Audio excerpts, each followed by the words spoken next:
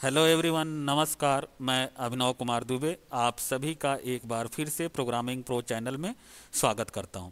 Friends, आज के इस सेशन में हम NIELIT O level previous year question paper के बारे में डिस्कस करने वाले हैं, जिसके अंतर्गत हम M1R5 means information technology tools and network basics जो मॉड्यूल है उसके बारे में हम डिस्कस करेंगे। इसके अंतर्गत हम जैन 21 एग्ज़ाम का क्वेश्चन पेपर विद एक्सप्लेनेशन आपको डिस्कस करके बताने वाले हैं।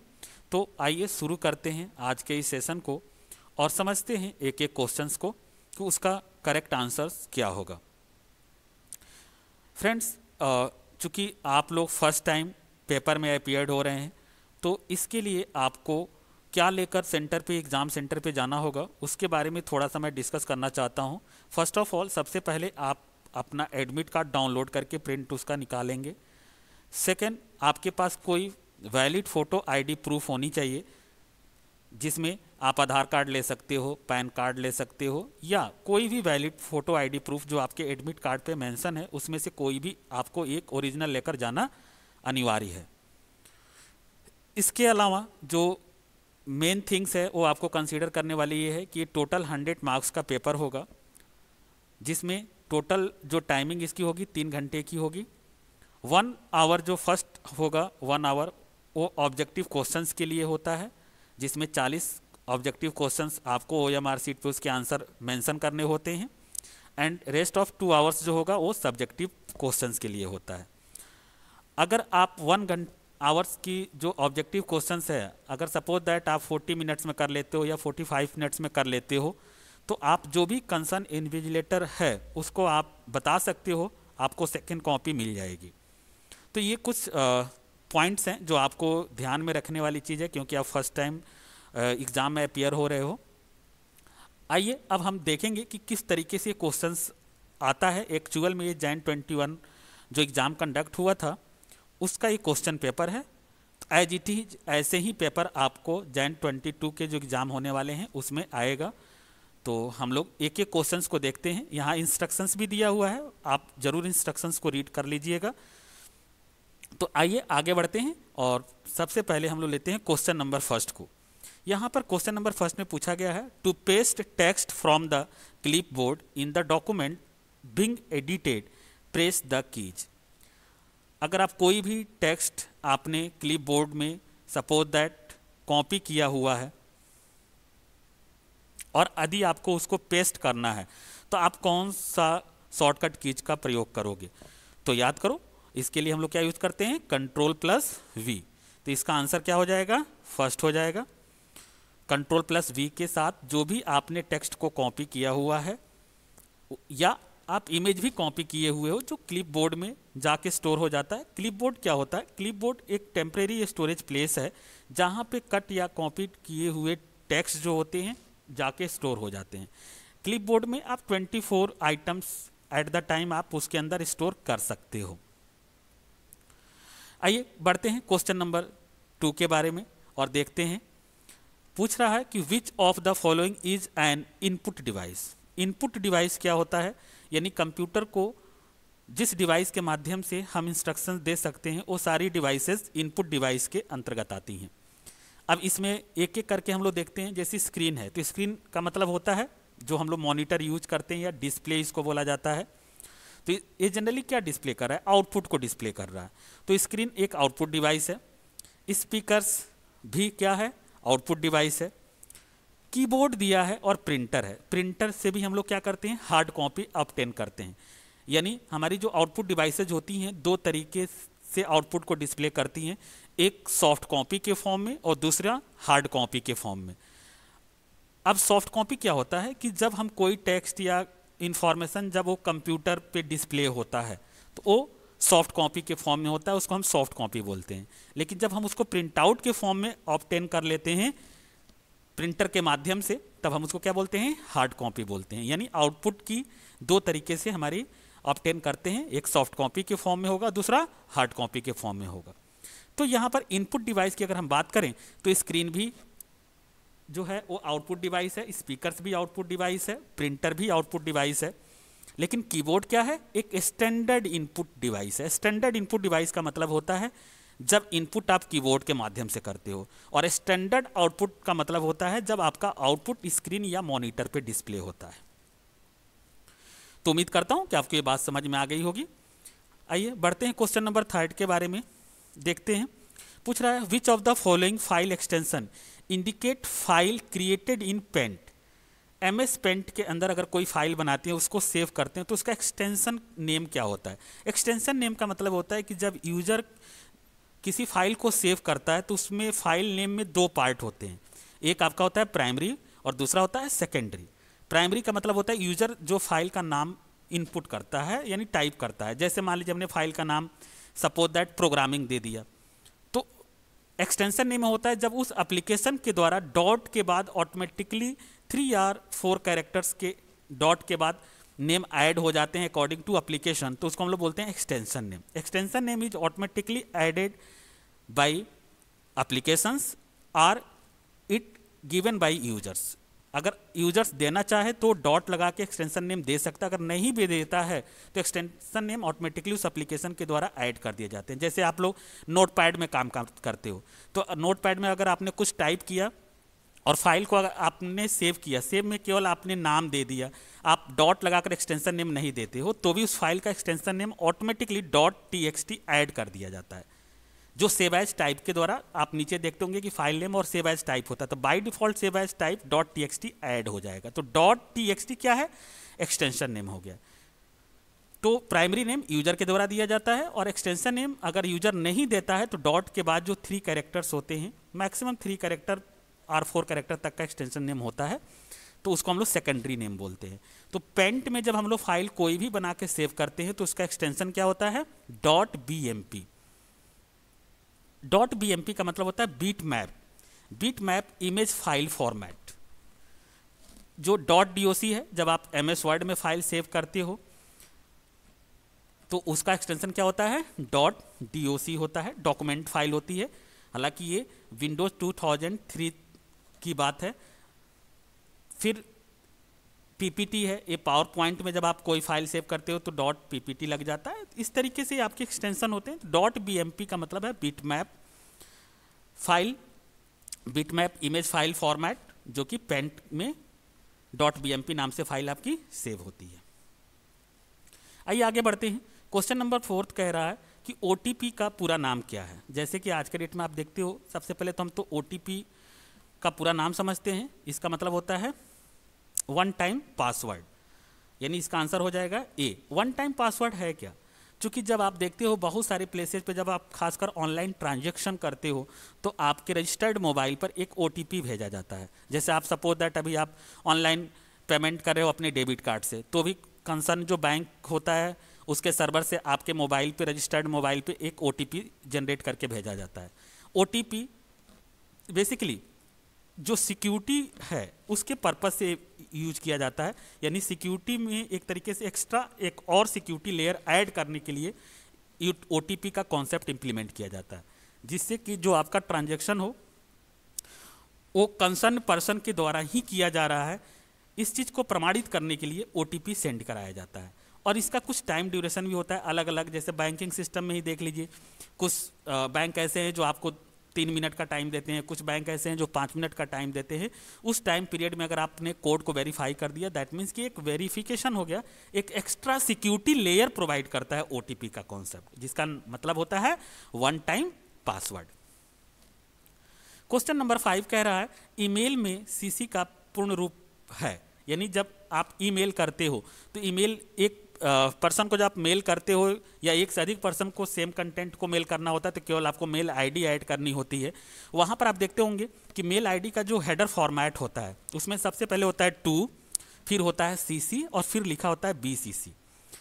तो अगर टू में आप लिखते हो तो सपोज दैट अगर 10 लोगों को आपने टू में कॉमा लगा के एड्रेस डाल दिया, तो इसका मतलब है कि 10 लोगों को पता है कि ये जो मेल है वो मेल सबके पास गया हुआ है। अगर सपोज दैट अगर आपने CC में कर दिया तो इसका मतलब होता है कार्बन कॉपी। CC का मतलब क्या होता है? Carbon copy. कार्बन कॉपी का मतलब ये होता है कि हर रिसिपिएंट्स को ये पता है कि मेरे अलावा इस मेल को किस किस को सेंड किया गया है। तो सीसी का मतलब होता है कार्बन कॉपी। और एक ऑप्शन आता है बीसीसी, उसको बोलते हैं हम लोग ब्लाइंड कार्बन कॉपी। सीसी और बीसीसी में अंतर क्या होता है, यानी एड्रेस हमारा क्या हो गया, एक तो 2 हो गया जो हम लोग यूज करते हैं, दूसरा क्या है सीसी है जिसका मतलब होता है कार्बन कॉपी, और तीसरा ऑप्शन क्या होता है बीसीसी जिसका मतलब क्या होता है ब्लाइंड कार्बन कॉपी। तो अगर आपने बीसीसी में एड्रेस ऐड कर दिया है तो रिसिपिएंट्स को ये पता नहीं चल पाएगा कि इस मेल को मेरे अलावा किस किस को भेजा गया है। लेकिन सीसी में अगर डाल दिया गया है 10 लोगों को तो इसका मतलब यह है कि उन सबको पता होगा कि इस मेल को और किस किस को भेजा गया है। यही अंतर होता है सीसी और बीसीसी में। तो उम्मीद करता हूं कि आपको बातें समझ में आ गई होगी। आइए आगे बढ़ते हैं।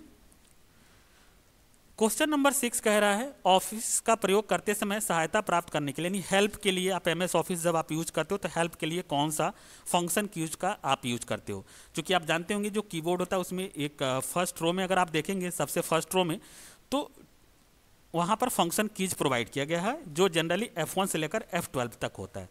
तो यहाँ पर हेल्प के लिए जो हम लोग यूज करते हैं वो F1 यूज करते हैं। आइए आगे बढ़ते हैं। क्वेश्चन नंबर 7 कहा गया है कि IPv4 का आकार है। IPv4 का मतलब होता है इंटरनेट प्रोटोकॉल वर्जन 4। आपको मालूम ही होगा कि जो IP एड्रेसेस है बेसिकली वो एक एड्रेस है जो एड्रेस प्रोवाइड करता है। जब आप इंटरनेट यूज करते हो, इंटरनेट पे एक प्लेस से दूसरे प्लेस पर अगर कोई इन्फॉर्मेशन एक सिस्टम से दूसरे सिस्टम पे इन्फॉर्मेशन को सेंड करते हो तो जो IP एड्रेसेज होता है वो इंटरनेट पर हर सिस्टम का एक यूनिक एड्रेस होता है। तो बेसिकली जो IPv4 है ये इंटरनेट प्रोटोकॉल वर्जन 4 इसको बोला जाता है, और इसकी जो एड्रेसिंग होती है वो 4 बाइट्स की होती है। 4 बाइट्स का मतलब ये होता है 32 बिट्स, यानी टोटल इसका लेंथ कितना होगा 32 बिट्स होता है। लेकिन अगर IPv6 आ जाए तो ये इसका टोटल लेंथ कितना हो जाएगा 128 होता है। IPv6 का इसका मतलब होता है इंटरनेट प्रोटोकॉल वर्जन 6। आइए आगे बढ़ते हैं। क्वेश्चन नंबर 8 देखते हैं। Which of the following is a tool to send letter to many recipients in LibreOffice? LibreOffice में अगर आपको एक कंटेंट को मल्टीपल पर्सन में अगर डिस्ट्रीब्यूट करना है तो उसके लिए कौन सा ऑप्शन आप यूज करते हो। तो आपको मालूम ही होगा बहुत इंपॉर्टेंट है जिसको हम लोग क्या बोलते हैं मेल मर्ज। ये आप लोगों ने किया भी होगा। तो बेसिकली मेल मर्ज एक टेक्निक है जिसका यूज करके हम एक अगर कोई कंटेंट है और हम चाहते हैं एक से अधिक पर्सन के बीच में वो डिस्ट्रीब्यूट हो जाए on the basis of there address, तो उस टेक्निक को उस टूल को हम लोग क्या बोलते हैं मेल मर्ज। यानी एक लेटर है और 10 लोगों को हमें चाह रहे हैं कि उसकी कॉपी क्रिएट हो जाए तो हम मेल मर्ज टूल का यूज करते हैं। आइए आगे बढ़ते हैं और देखते हैं नेक्स्ट क्वेश्चन। क्वेश्चन नंबर पूछ रहा है 9 में कि ट्विटर इज एग्जाम्पल ऑफ। अभी आपने देखा होगा हाल ही में ट्विटर के अभी जो CEO बने हैं जो 29 नवंबर 2021 को जिन्होंने पदभार ग्रहण किया है, बेसिकली वो इंडियन मूल के अमेरिकी नागरिक हैं पराग अग्रवाल जी, जिनका नाम आप लोगों ने रिसेंट में काफ़ी सुना था। तो बेसिकली ट्विटर है क्या, ट्विटर एक सोशल नेटवर्किंग है, यानी हम लोग ट्विटर का यूज़ सोशल नेटवर्किंग साइट्स के रूप में करते हैं। फ्रेंड्स जो ट्विटर है बेसिकली ये 2006 में आया हुआ है और 21 मार्च 2006 में ट्विटर लॉन्च किया गया था। आइए आगे बढ़ते हैं और समझते हैं क्वेश्चन नंबर 10 को। Which of the following refers to the fastest biggest and most expensive computer. तो इसमें कंप्यूटर की कैटेगराइजेशन है पर्सनल कंप्यूटर जिसको हम लोग डेस्कटॉप कंप्यूटर बोलते हैं जो हम लोग यूज करते हैं लैपटॉप से। सुपर कंप्यूटर यहाँ दिया हुआ है, तो सबसे फास्टेस्ट जो कंप्यूटर वो हमारा कौन सा है सुपर कंप्यूटर है। अगर हम कंप्यूटर के on the basis of speed and their size की अगर बात करें तो कंप्यूटर की कैटेगराइजेशन अगर हम लोग करेंगे तो हम बोल सकते हैं कि personal computer, mini computer, main frame computer और सुपर कंप्यूटर। तो पर्सनल कंप्यूटर से ज़्यादा पावरफुल मिनी कंप्यूटर से भी ज़्यादा पावरफुल मेन फ्रेम कंप्यूटर, और मेन फ्रेम कंप्यूटर से भी सबसे पावरफुल कंप्यूटर जो है वो कहलाता है सुपर कंप्यूटर। और आप लोग को सुपर कंप्यूटर की अगर हिस्ट्री थोड़ी सी अगर आपको मालूम होनी चाहिए, जो फर्स्ट सुपर कंप्यूटर था उसका नाम क्या था? CDC 6600। ये फर्स्ट सुपर कंप्यूटर था, जिसका मतलब है कंट्रोल डेटा कॉरपोरेशन। बेसिकली ये फर्स्ट सुपर कंप्यूटर माना जाता है। सीमोर क्रे को सुपर कंप्यूटर का फादर कहा जाता है। अगर इंडिया में सुपर कंप्यूटर की बात करेंगे तो इंडिया में जो फर्स्ट सुपर कंप्यूटर है उसका नाम क्या है? परम 8000। इंडिया में जो यूज होता है, जो पहला सुपर कंप्यूटर यूज हुआ था वो परम 8000 था, जो आप लोग को मालूम ही है, परम 8000। और इंडिया में जो सुपर कंप्यूटर के फादर कहे जाते हैं वो हैं विजय पांडुरंग भटकर जी, जिन्होंने इसको डिजाइन किया था परम 8000 में। जो परम 8000 है इसको डिजाइन करने में उनकी अहम रोल है, और इसीलिए उनको इंडिया का सुपर कंप्यूटर का फादर कहा जाता है। तो उम्मीद करता हूँ कि आपको ये बात समझ में आ गई होगी। वैसे अगर हम देखें तो टॉप 500 की लिस्ट में अगर देखेंगे सबसे शक्तिशाली सुपर कंप्यूटर का, तो चाइना है, जापान है, USA है। यहाँ के जो सुपर कंप्यूटर हैं वो टॉप 5 के हैं। तो ये रिमार्केबल पॉइंट है कि सुपर कंप्यूटर इंडिया के कंसर्न में देखें तो परम 8000 है। इंडिया में सुपर कंप्यूटर के फादर जो है विजय पांडुरंग भटकर जी हैं, जो बेसिकली महाराष्ट्र के रहने वाले हैं, और उनको सुपर कंप्यूटर का फादर इंडिया में कहा जाता है। अगर वर्ल्ड में सुपर कंप्यूटर के कॉन्सेप्ट की बात करें तो बेसिकली सीमोर क्रे को सुपर कंप्यूटर का फादर कहा जाता है पूरे वर्ल्ड में, और पहला सुपर कंप्यूटर जो है वो CDC 6600 के नाम से है। आइए आगे बढ़ते हैं। तो उम्मीद करता हूं कि ये 10 मल्टीपल चॉइस क्वेश्चन है, ये आपको ये बात समझ में आ गई होगी। अगर कोई भी अगर डाउट रहता है तो आप प्लीज़ आप कमेंट करके बताइएगा। क्वेश्चन नंबर, अब हम लोग सेकंड पे बढ़ते हैं, और ये बेसिकली सेकंड पार्ट जो होता है ट्रू फॉल्स का होता है। 10 मल्टीपल चॉइस के क्वेश्चन हैं, 10 ट्रू फॉल्स के हैं। पूछ रहा है an icon on the desktop that represent a temporary holding place for files that are deleted is called as recycle bin. जैसा कि हम जानते हैं कि जब हम कोई भी फाइल डिलीट करते हैं अपने सिस्टम से तो फाइल की डिलीशन 2 तरीके से होती है।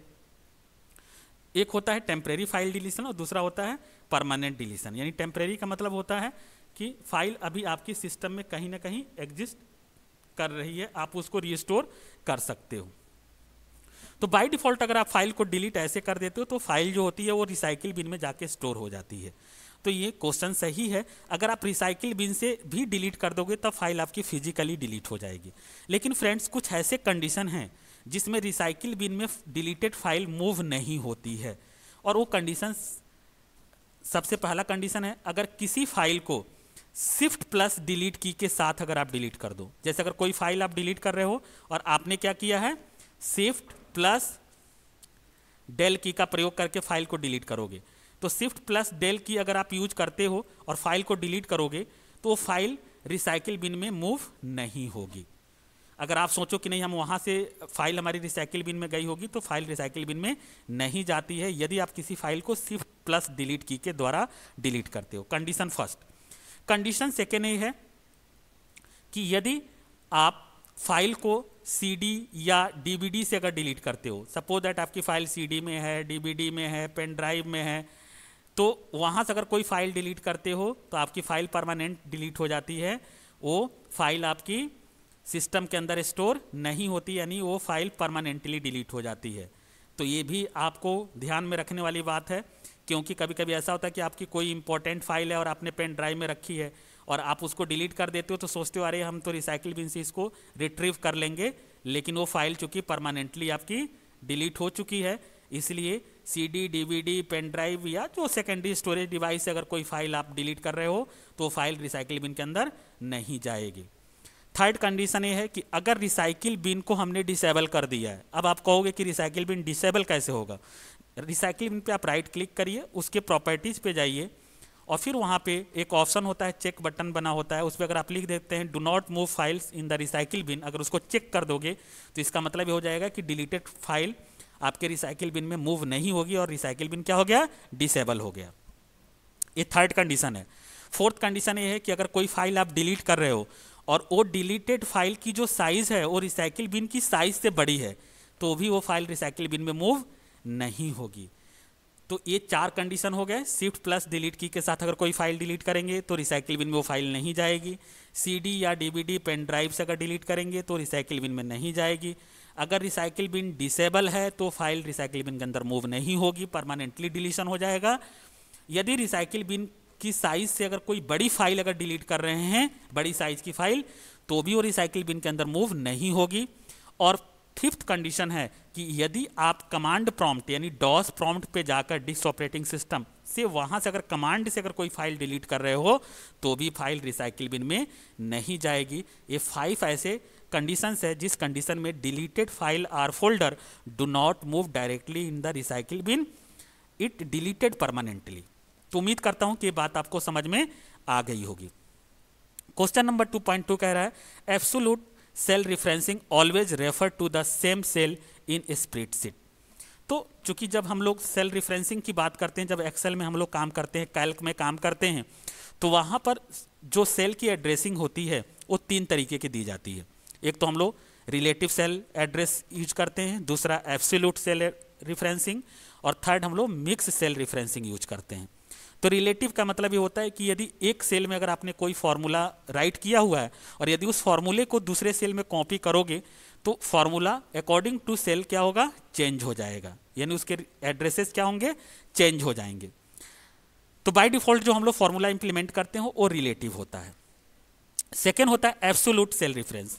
इसका मतलब ये होता है कि अगर हमें कोई एड्रेस को एब्सोल्यूट करना है, फिक्स करना है, तो हम रो और कॉलम नेम के पहले क्या करते हैं, डॉलर साइन प्रीसीडिंग कर देते हैं। जैसे अगर मान लीजिए हमको A1 को एब्सोल्यूट करना है, A कॉलम और 1 रो को, तो हम $A $1 लिखेंगे। इसका मतलब ये हो गया कि अगर इसको दूसरे सेल में कॉपी करेंगे तो भी $A $1 ही शो होगा, यानी इसका फॉर्मूला जो है एक सेल से अगर कॉपी किया जाए एब्सोल्यूट फॉर्मूले को दूसरे सेल में अगर पेस्ट कर दिया जाए तो फॉर्मूला चेंज, एड्रेस उसका चेंज नहीं होता है, फिक्स होता है। तो ये भी आंसर आपका क्या है, ट्रू है। और मिक्स में होता है कि अगर हम चाहते हैं कि रो फिक्स रहे, कॉलम फिक्स ना हो, तो किसी एक के पहले हम लोग क्या करते हैं, एक रिलेटिव और एक हम लोग एब्सोल्यूट कर देते हैं, तो उसको हम लोग बोलते हैं मिक्स सेल रिफरेंस। बहुत इंपॉर्टेंट है एग्जामिनेशन पॉइंट ऑफ व्यू से। 3 तरीके की सेल रिफरेंसिंग होती है, रिलेटिव, एब्सोल्यूट और मिक्स सेल रेफरेंस। तो उम्मीद करता हूं कि ये बात आपको समझ में आ गई होगी। क्वेश्चन नंबर 3 कह रहा है operating system is a specific hardware. ध्यान करिए, जब आप लोगों ने थ्योरी पढ़ी होगी तो उसमें ऑपरेटिंग सिस्टम क्या होता है, ऑपरेटिंग सिस्टम एक मास्टर कंट्रोल्ड प्रोग्राम होता है जो ओवरऑल हमारे कंप्यूटर की जो फंक्शनिंग होती है उसको कंट्रोलिंग, मैनेजिंग करने वाला जो मास्टर कंट्रोल्ड प्रोग्राम है उसको हम लोग बोलते हैं ऑपरेटिंग सिस्टम। अगर आपके सिस्टम में ऑपरेटिंग सिस्टम नहीं है तो आपका कंप्यूटर बूट ही नहीं कर सकता है, आप कोई भी अदर एप्लीकेशन यूज नहीं कर सकते हैं। तो बेसिकली क्या है, एक सिस्टम सॉफ्टवेयर होता है जो ओवरऑल हमारे कंप्यूटर की जो फंक्शनिंग होती है उन सारी फंक्शनिंग को परफॉर्म करने वाला होता है। ऑपरेटिंग सिस्टम के बहुत सारे फंक्शंस होते हैं, जैसे memory management, device management, security management, scheduling management, file management. ये सारे जो वर्क होते हैं वो ऑपरेटिंग सिस्टम के द्वारा ही कंट्रोल्ड किए जाते हैं। तो बेसिकली ऑपरेटिंग सिस्टम एक सिस्टम सॉफ्टवेयर है जो एक मास्टर कंट्रोल प्रोग्राम है जो ओवरऑल सिस्टम की सारी फंक्शनिंग को परफॉर्म करता है। इवन अगर आपके सिस्टम में ऑपरेटिंग सिस्टम नहीं है तो आपका कंप्यूटर बूट भी नहीं कर सकता है, आप आगे कोई भी एप्लीकेशन यूज नहीं कर सकते। इसीलिए देखिए, जब आपके सिस्टम में कभी कभी वायरसेज आ जाता है तो ऑपरेटिंग सिस्टम अगर करप्ट हो गया है तो आपका सिस्टम बार बार रिबूट कर जाता है, आगे आपको डेस्कटॉप नहीं मिलता है। फिर से आप क्या बोलते हैं, अरे हमारे सिस्टम में तो वायरस आ गया है और ऑपरेटिंग सिस्टम करप्ट हो गया है। तो फिर से आप ऑपरेटिंग सिस्टम, कोई ना कोई ऑपरेटिंग सिस्टम आप क्या करते हो, इंस्टॉल करते हो। जैसे अगर आपने सपोज दैट विंडोज़ यूज कर लिया या लाइनक्स आपने यूज कर लिया, बहुत सारे ऑपरेटिंग सिस्टम हैं। मोबाइल में भी वही कॉन्सेप्ट है, जब आप डेस्कटॉप लैपटॉप यूज करते हो तो वहाँ पर भी ऑपरेटिंग सिस्टम कोई ना कोई इंस्टॉल करना पड़ता है, मीन्स कि एक सिस्टम सॉफ्टवेयर है। तो ये कह रहा है कि ये स्पेसिफिक हार्डवेयर है जो कि क्या है, सिस्टम सॉफ्टवेयर है, इसलिए क्या हो जाएगा, फॉल्स हो जाएगा। क्वेश्चन नंबर 4 कह रहा है ISP can not provide internet connection to user. ISP का पूरा नाम क्या होता है, इंटरनेट सर्विस प्रोवाइडर। यानी ये क्या है, इंटरनेट सर्विस प्रोवाइडर है। इंटरनेट की सर्विस को प्रोवाइड करने वाला जो ऑर्गेनाइजेशन है उसको हम लोग बोलते हैं आईएसपी। तो आईएसपी से ही हम लोग को इंटरनेट की सर्विस मिलती है। जैसे अगर आप जियो यूज कर रहे हो तो आपके लिए आईएसपी कौन सा है, जियो हो गया। अगर आप सपोज दैट अगर आप एयरटेल का यूज कर रहे हो तो आपके लिए आईएसपी का काम कौन कर रहा है, एयरटेल काम कर रहा है, यानी आपको इंटरनेट की सर्विसेज क्या कर रहा है, प्रोवाइड कर रहा है। इसी तरीके से वीएसएनएल का अगर आप यूज कर रहे हो तो वीएसएनएल आपके लिए क्या है, आईएसपी है। तो इंटरनेट की सर्विसेज हम हायर करते हैं, उसके बदले में हम लोग क्या करते हैं, उसकी चार्जेज को पे करते हैं। जिसे आप इंटरनेट पैक डलाते हो तो पैसे आप पहले क्या करते हो, पे करते हो। हालांकि इसके कनेक्शन दो तरीके का आपको मिलते हैं, प्रीपेड भी होता है, पोस्टपेड भी होता है। तो कुल मिलाकर आईएसपी का मतलब है इंटरनेट सर्विस प्रोवाइडर। इंटरनेट की सर्विसेज को यूजर तक पहुंचाने वाला जो ऑर्गेनाइजेशन है उसको हम बोलते हैं आईएसपी। तो चूंकि ये कह रहा है कि कैन नॉट प्रोवाइड, तो ये आपका क्या हो जाएगा, फॉल्स हो जाएगा। क्वेश्चन नंबर 5 है, और क्वेश्चन नंबर 5 क्या कह रहा है कि e payment can be done through UPI. चूंकि आप लोग आज के डेट में ई पेमेंट करते हो, ऑनलाइन पेमेंट करते हो, बहुत सारे मोड है ऑनलाइन पेमेंट करने के लिए, यूपीआई ऐप का आप लोग यूज करके करते हो। तो बेसिकली क्या है, ट्रू है। गूगल पे, फोन पे, यूपीआई, क्वाड को, ये सारे आप से क्या करते हो, पेमेंट मेथड है जिसके द्वारा आप ई पेमेंट करते हो, यानी online payment, electronic payment. Question number 6 कह रहा है Flipkart is example of social networking. तो फ्लिपकार्ट आपका क्या है, सोशल नेटवर्किंग साइट नहीं है। फ्लिपकार्ट के द्वारा आप लोग क्या करते हो, कोई भी प्रोडक्ट को, जैसे मोबाइल आपको ऑनलाइन परचेज करनी है, तो बेसिकली एक commercial e commerce based website है, न कि ये आपकी सोशल नेटवर्किंग साइट है। तो ये आपका क्या हो जाएगा, फॉल्स हो जाएगा। क्वेश्चन नंबर 7 कह रहा है internet is a network of network. क्योंकि इंटरनेट का मतलब क्या है, एक मेगा नेटवर्क है, एक लार्ज नेटवर्क है। नेटवर्क ऑफ नेटवर्क यानी नेटवर्क का जाल है, यानी बहुत सारे जब local area network, metropolitan area network, wide area network आपस में इंटरलिंक हो जाते हैं, जिससे एक बृहद नेटवर्क का निर्माण होता है, तो उसको हम लोग क्या बोलते हैं, इंटरनेट बोलते हैं। और इंटरनेट को हम लोग क्या बोलते हैं, नेटवर्क ऑफ नेटवर्क्स बोलते हैं। फ्रेंड्स, आपको ये मालूम होना चाहिए कि अगर इन कंटेंट्स ऑफ इंडिया की बात करें तो इंडिया में इंटरनेट की शुरुआत 15 अगस्त 1995 को ऑथेंटिकेटेड रूप से हुई है, जिसको our late prime minister PV Narasimha Rao ji ने उसको इनॉग्रेट किया था। तो इंडिया में इंटरनेट की शुरुआत 15 अगस्त 1995 से हुई है। तो ये बेसिकली क्या है, ट्रू है। अगर हम बात करते हैं क्वेश्चन नंबर 8 की, तो क्वेश्चन नंबर 8 कह रहा है कि ईमेल इज एलिजेंट मेल। तो ईमेल आपका इलेक्ट्रॉनिक मेल होता है, बेसिकली ये आपका क्या है, फॉल्स है। क्वेश्चन नंबर 2.9 कह रहा है mobile hotspot can not be use to share internet with other users.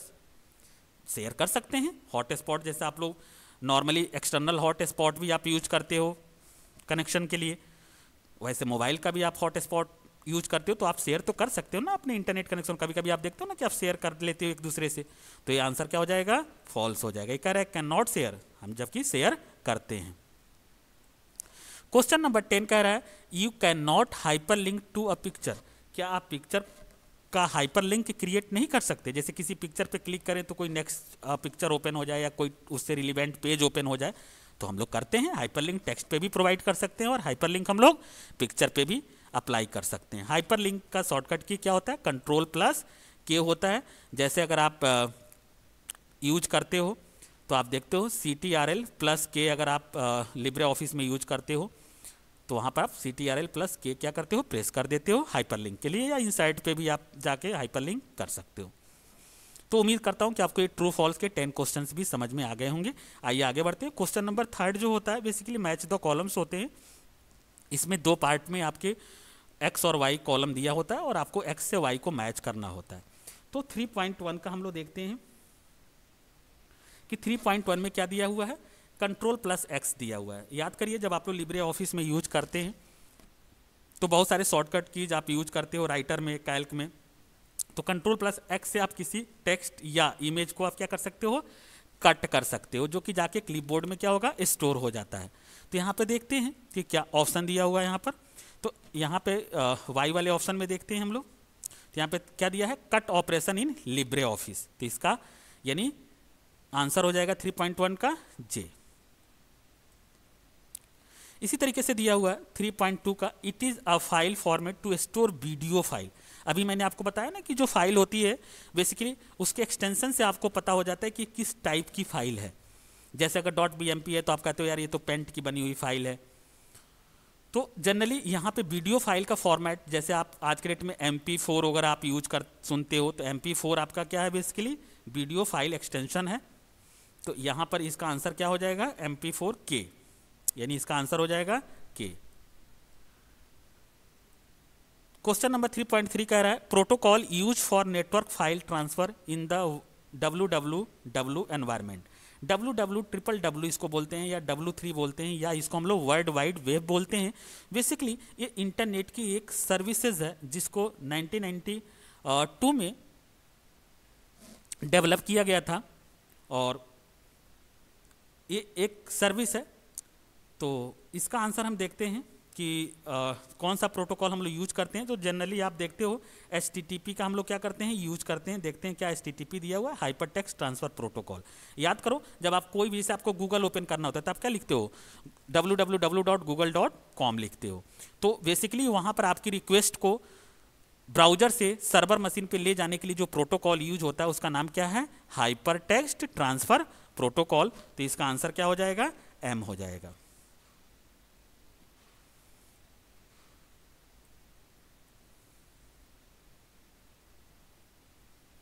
और जो ये जो ये सर्विस है ना, इसको डेवलप किया था टिम बर्नर्स-ली ने। टिम बर्नर्स-ली ने HTML को भी डेवलप किया था और WWW को भी उन्होंने डेवलप किया था। तो टिम बर्नर्स-ली इसके इन्वेंटर हैं। क्वेश्चन नंबर 3.4 कह रहा है कंप्यूटर नेटवर्क लिमिटेड इन अ बिल्डिंग। एक बिल्डिंग के अंदर जो नेटवर्क बनाया गया होता है उस नेटवर्क को हम लोग क्या बोलते हैं, नेटवर्क की categorization on the basis of their geographical distance covered by 3 तरीके की होती हैं। एक तो होता है लोकल एरिया नेटवर्क, जो किसी बिल्डिंग, किसी कैंपस या 1 से 5 किलोमीटर तक के डिस्टेंस में जो हम लोग नेटवर्क कंस्ट्रक्ट करते हैं उसको हम लोग क्या बोलते हैं, लोकल एरिया नेटवर्क बोलते हैं। दूसरा होता है मेट्रोपॉलिटन एरिया नेटवर्क, जो कि उसकी जो दायरा होती है वो लैंड से ज़्यादा होती है, लगभग 50 किलोमीटर तक की डिस्टेंस को कवर करता है। यानी कह सकते हो एक सिटी टू सिटी नेटवर्क जो होता है कनेक्ट करने वाला, वो आपका कहलाता है मेट्रोपॉलिटन एरिया नेटवर्क। जैसे डिश केबल जो नेटवर्क है बेसिकली क्या है, मेट्रोपॉलिटन मैन का एग्जाम्पल है। और एक बिल्डिंग, एक कैंपस के अंदर का जो नेटवर्क है वो क्या कहलाता है, लैन कहलाता है। तो बेसिकली लोकल एरिया नेटवर्क होगा। देखते हैं कि क्या कहीं पे यहाँ पे लैन का ऑप्शन दिया है, तो इसका आंसर क्या हो जाएगा, L हो जाएगा, यानी लोकल एरिया नेटवर्क। और जो वाइड एरिया नेटवर्क होता है उसको हम लोग वैन बोलते हैं। बेसिकली कई सारे लैन मैन को जब हम लोग आपस में इंटरलिंक कर देते हैं तो क्या बन जाता है, एक वैन बन जाता है, जो लार्ज डिस्टेंस नेटवर्क को कवर करता है, एरिया को कवर करता है। यानी कह सकते हैं कंट्री लेवल का जो पूरा नेटवर्क है वो आपका क्या है, वैन है, वाइड एरिया नेटवर्क है। क्वेश्चन नंबर 5 कह रहा है जीमेल। इस पे देखेंगे जीमेल क्या है, एक ईमेल सर्विस है जिस पे आप अपना आईडी क्रिएट करते हो और ईमेल सर्विसेज को आप यूज करते हो। तो यहाँ पर हम लोग देखते हैं कि इसका आंसर क्या दिया हुआ है। तो बेसिकली अब ईमेल वगैरह जब हम लोग करेंगे तो इसके लिए हमें क्या चाहिए, कोई ना कोई एक सिस्टम चाहिए, यानी एक ईमेल सिस्टम है, एक सर्विस है। तो इसका आंसर क्या हो जाएगा, ए हो जाएगा, यानी जीमेल एक ईमेल सिस्टम है। जीमेल हो गया, रेडिफ मेल हो गया, हॉटमेल हो गया, ये सारे आपके क्या है, ईमेल सिस्टम है जो आपको फ्री ऑफ कॉस्ट आपको ये फैसिलिटी प्रोवाइड करते हैं कि आप आईडी क्रिएट कर सकते हो और मेल सर्विसेज को यूज कर सकते हो।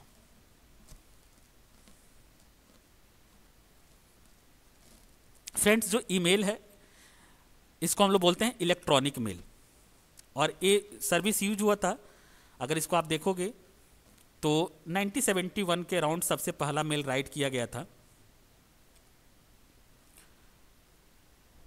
क्वेश्चन नंबर 6 कह रहा है एग्जाम्पल ऑफ वेब ब्राउजर। तो वेब ब्राउजर क्या होता है, वेब ब्राउजर एक क्लाइंट ओरिएंटेड प्रोग्राम होता है जो क्लाइंट मशीन पे इंस्टॉल होता है, जिसके माध्यम से यूजर अपनी रिक्वेस्ट को किसी सर्वर पे सेंड कर सकता है। जैसे आपको जीमेल एक्सेस करना है, याहू मेल एक्सेस करना है, यूट्यूब एक्सेस करना है, तो आप क्या करते हो, बेसिकली कोई ना कोई वेब ब्राउज़र आपके सिस्टम में होना चाहिए। जैसे आप विंडोज़ अगर यूज करते हो तो विंडोज़ में बाय डिफ़ॉल्ट इंटरनेट एक्सप्लोरर, या आप एक्सटर्नली अगर आप इंस्टॉल करते हो तो आप गूगल क्रोम, मोजिला फायरफॉक्स, ये सारे आपके क्या हैं, वेब ब्राउज़र के एग्जाम्पल हैं। तो इसका आंसर क्या हो जाएगा, बी। फ्रेंड्स, जो ईमेल की हम बात कर रहे थे, ईमेल चूँकि इलेक्ट्रॉनिक मेल है, 1971 में फर्स्ट ईमेल जो है ये राइट किया गया था। और इसको हम लोग अलग अलग तरीके से मेल आईडी को यूज करते हैं। अलग अलग इसके लिए ईमेल सिस्टम है, चाहे जीमेल हो, हॉटमेल हो। और रे टेलमिन्सन जो है वो ईमेल के फादर कहे जाते हैं। लेकिन अगर आप सर्च करोगे तो इस पे कंट्रोवर्शियल कंटेंट आपको नेट पे दिखाई देगा। एक इंडियन का नेम भी आता है जो दुरई करके हैं, जो साउथ के हैं, उनको भी माना जाता है, लेकिन फाइनली उनको इसका क्रेडिट नहीं मिला। जो क्रेडिट दिया गया रे टेलमिन्सन को दिया गया, वहीं इसके जनक माने जाते हैं ईमेल के। आइए आगे बढ़ते हैं, 3.7 को देखते हैं। Money can be kept for E payment in. E payment के लिए जो मनी हम लोग केप्ट करके रखते हैं, जहाँ रखा जाता है, उसको क्या बोलते हैं, ई वॉलेट बोलते हैं। तो बेसिकली 3.7 का जो आंसर होगा वो क्या हो जाएगा, आई होगा। 3.8 कह रहा है IoT। IoT जो आपका एक सब्जेक्ट भी है, इंटरनेट ऑफ थिंग्स, इसका पूरा नाम है इंटरनेट ऑफ थिंग्स। देखिए डी में ऑप्शन क्या दिया गया है, internet of things. Internet of things का मतलब होता है कि स्मार्ट डिवाइसेज का कनेक्शन। अगर आप इंटरनेट को यूज करके डिवाइसेस को आप स्मार्टली कनेक्ट करते हो, उस टेक्निक को ही IoT बोला जाता है। बहुत सारे इसके एप्लीकेशन आप देख सकते हो, जैसे ऑटोमेटिक डोर ओपन हो रहा है, या आप देखिए जैसे सपोज दैट स्मार्ट वॉच है जो वेरेबल थिंग्स है। तो इस तरीके के जो, या अगर आपने लाइट फैन को अगर आप अपने मोबाइल से कंट्रोल कर रहे हो कनेक्ट करके, तो ये सारे कॉन्सेप्ट क्या हैं, IoT के हैं। यानी डिवाइसेज को जब स्मार्टली कनेक्ट कर लेते हैं, जो ऑटोमेटेड मोड में काम करना शुरू कर देता है, तो उसको हम लोग बोलते हैं IoT, इंटरनेट ऑफ थिंग्स। 3.9 का रहा है developed application for specific purpose. Specific purpose के लिए जो एप्लीकेशन हम लोग डेवलप करते हैं वो बेसिकली क्या कहलाता है, वो कहलाता है एप्लीकेशन सॉफ्टवेयर। तो देखते हैं 3.9 का ऑप्शंस में कहीं पे दिया हुआ है एप्लीकेशन सॉफ्टवेयर, यानी सी में क्या दिया हुआ है, एप्लीकेशन सॉफ्टवेयर। यानी यूजर की प्रॉब्लम को सॉल्व करने के लिए जो सॉफ्टवेयर यूज होता है उसको हम लोग एप्लीकेशन सॉफ्टवेयर बोलते हैं। और सिस्टम की प्रॉब्लम को रिजॉल्व करने के लिए, सिस्टम के लिए जो हम लोग सॉफ्टवेयर बनाते हैं वो कहलाता है सिस्टम सॉफ्टवेयर। जैसे ऑपरेटिंग सिस्टम क्या है, सिस्टम सॉफ्टवेयर का एग्जाम्पल है। अगर आप कोई लैंग्वेज यूज करोगे, जैसे पाइथन आप पढ़ोगे, तो इंटरप्रेटर, कंपाइलर, असेंबलर, ये सारे जो एग्जाम्पल हैं वो किसके हैं, सिस्टम सॉफ्टवेयर के हैं। जितने डिवाइस ड्राइवर्स आप यूज होता है, जैसे साउंड्स का ड्राइवर है, माउस का ड्राइवर्स है, कीबोर्ड का ड्राइवर्स है, प्रिंटर का ड्राइवर्स है, ये सारे आपके क्या हैं, सिस्टम सॉफ्टवेयर के अंतर्गत आते हैं, जो सिस्टम की प्रॉब्लम को सॉल्व करता है, सिस्टम को इन्हेंस करने के लिए यूज होता है। तो ये सारे आपके सॉफ्टवेयर सिस्टम सॉफ्टवेयर कहलाते हैं। क्वेश्चन नंबर 3.10 कह रहा है any part of the computer which you can physically touch. अगर किसी कंप्यूटर के पार्ट को आप फिजिकली टच कर सकते हो, पार्ट कंप्यूटर का क्या कहलाएगा, हार्डवेयर कहलाएगा। हार्डवेयर बेसिकली क्या होता है, टचेबल पार्ट होता है कंप्यूटर का। तो इसका आंसर क्या हो जाएगा, ई हो जाएगा। तो उम्मीद करता हूं कि आपको ये क्वेश्चन नंबर 3 भी समझ में आ गया होगा। आइए आगे बढ़ते हैं। लास्ट क्वेश्चन है क्वेश्चन नंबर 4। इसमें भी 10 है, फिल इन दी ब्लैंक्स है। तो इसमें सबसे पहले हम लोग देखते हैं कि क्वेश्चंस को लेकर। अब यहाँ पे देखिए कुछ ऑप्शन दिया गया, जैसे कर्नल मॉड्यूल दिया गया, ये सारे ऑप्शंस हैं, क्वेश्चन पे ही डायरेक्टली आते हैं हम लोग। अब कह रहा है 4.1 an electronic document sent with email is termed as. अगर किसी इलेक्ट्रॉनिक डॉक्यूमेंट को ईमेल के द्वारा अगर आप भेजते हो, तो आप ईमेल दो तरीके से करते हो। एक तो आप कंटेंट को डायरेक्टली अपने मेल बॉक्स में राइट करते हो, दूसरा अगर एक्सटर्नल पहले से फाइल आप बना के रखे हो तो उसको आप क्या करते हो, अटैच्ड कर देते हो। तो अटैचमेंट कहलाता है, यानी इसका आंसर क्या हो जाएगा, बी हो जाएगा। अब अलग अलग मेल सर्वर पे अलग अलग फैसिलिटीज़ है। जैसे आप कहीं पे फाइल को जो सेंड करना है तो उसकी लिमिट दी होती है, जैसे जीमेल पे है तो उसकी लिमिट अलग है, रेडिफ मेल है तो वहाँ पे उसकी लिमिट अलग होती है। क्वेश्चन नंबर 4.2 कह रहा है the central module of an operating system is called. यानी जो ऑपरेटिंग सिस्टम का एक इंपॉर्टेंट मॉड्यूल है उसको हम लोग क्या बोलते हैं, कर्नल बोलते हैं। यानी इसका आंसर क्या हो जाएगा, ए हो जाएगा। जो यूजर और एक तरीके से हार्डवेयर के बीच में इंटरफेसिंग प्रोवाइड करता है कर्नल।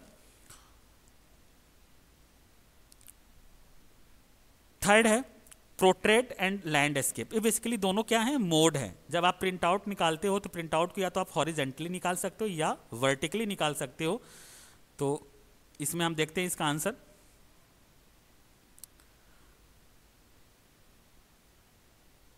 पेज ओरिएंटेशन, इसका नाम क्या है, पेज ओरिएंटेशन। यानी जब हम प्रिंट आउट निकालते हैं तो पेज ओरिएंटेशन दो तरीके की, पोर्ट्रेट और लैंडस्केप, हॉरिजेंटली या वर्टिकली। पोर्ट्रेट का मतलब होता है वर्टिकली, लैंडस्केप का मतलब होता है हॉरिजेंटली। तो इसका आंसर क्या हो जाएगा, डी। क्वेश्चन नंबर 4.4 कह रहा है the feature in internet explorer allows a user to save a website on list for easy access later. आप हर ब्राउजर में ये फीचर्स होती है कि आप अपने फेवरेट जो भी वेबसाइट्स है उसका एक आप नेम परमानेंटली स्टोर कर सकते हो, सेव कर सकते हो। तो उसको हम लोग क्या बोलते हैं, बुकमार्क। अगर गूगल क्रोम अगर आप यूज कर रहे हो, कंट्रोल डी प्रेस करिए तो बुक मार्क क्या होगा, ओपन हो जाता है कंट्रोल डी शॉर्ट की कट की से। तो बुक मार्क, इसका आंसर क्या हो जाएगा, ई।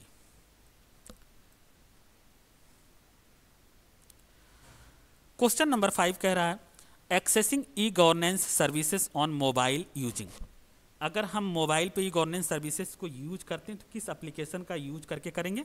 तो आप लोग देखिए, जो इसका आंसर होगा वो क्या होगा, उमंग ऐप होगा, जिस पे बहुत सारी सर्विसेज गवर्नमेंट की जो है वो अवेलेबल होती हैं, जिस पे आप राज्य सरकार और केंद्र सरकार की जो बहुत सारी योजनाएं जो हैं उनको आप वहाँ से देख सकते हो, एक्सेस कर सकते हो। तो इसका आंसर क्या हो जाएगा, आई। क्वेश्चन नंबर 6 कह रहा है is an electronic page in a presentation. यानी जब हम स्लाइड्स बनाते हैं तो बेसिकली ये क्या हो जाएगा, इसका एम क्या है, यानी स्लाइड। यानी जो पावर पॉइंट में जो हम लोग पेजेस क्रिएट करते हैं उसको हम लोग क्या बोलते हैं, स्लाइड बोलते हैं। तो इसका आंसर क्या हो जाएगा, एम हो जाएगा। क्वेश्चन नंबर 7 कह रहा है साइज ऑफ IPv6। अभी हमने इसके बारे में डिस्कस किया था। इसकी टोटल जो IPv6 यानी इंटरनेट प्रोटोकॉल वर्जन 6 जो है, इसका एड्रेस का जो लेंथ होता है 128 बीट लॉन्ग होता है, और IPv4 का कितना होता है, 32 होता है। तो इसका आंसर क्या हो जाएगा, एफ हो जाएगा। क्वेश्चन नंबर 8 कह रहा है crime that involves computer and network is known as. Cyber crime के नाम से जानते हैं जो इस तरीके के फ्रॉड होते हैं। तो बेसिकली 4.8 का क्या हो जाएगा, जे, यानी साइबर क्राइम। क्वेश्चन नंबर 9 कह रहा है will copy formatting from one place and applied to it another. ध्यान करिए, जब आप लोगों ने राइटर यूज किया होगा तो जैसे मान लीजिए आपने एक टेक्स्ट है उसको आपने बोल्ड, इटैलिक, अंडरलाइन कर रखा है, यानी उस पर 3 आपने फॉर्मेटिंग अप्लाई कर रखी है। अब आप चाहते हो कि जो ये टेक्स्ट है इसकी जो फॉर्मेटिंग है उसको हम कॉपी करके दूसरे टेक्स्ट पे अप्लाई कर दें, टेक्स्ट को नहीं, टेक्स्ट पे अप्लाइड फॉर्मेटिंग को। तो उसके लिए एक ऑप्शन होता है जिसको हम लोग फॉर्मेट पेंटर बोलते हैं। ब्रश लाइक एक सिंबल आइकन बना होता है, अगर आप देखेंगे तो